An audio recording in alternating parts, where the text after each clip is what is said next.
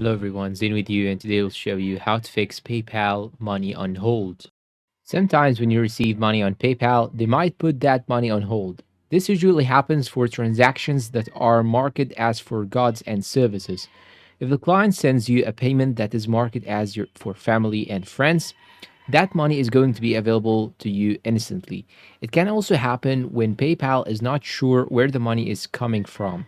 In that case, just log in into your PayPal account and find the transaction and click on it. Click on the transaction like so. Then you want to go and click on add tracking info.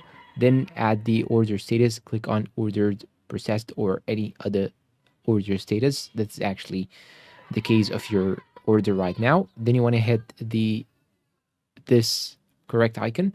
Then you want to go and click on submit. Then you want to go and click on go to your activity. And here you can see this successfully updated order information message. If you have a business account and receive large amounts of money, PayPal might also hold some of those funds.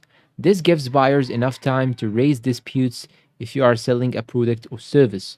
And it also protects you from suspicious transactions or fraud over time.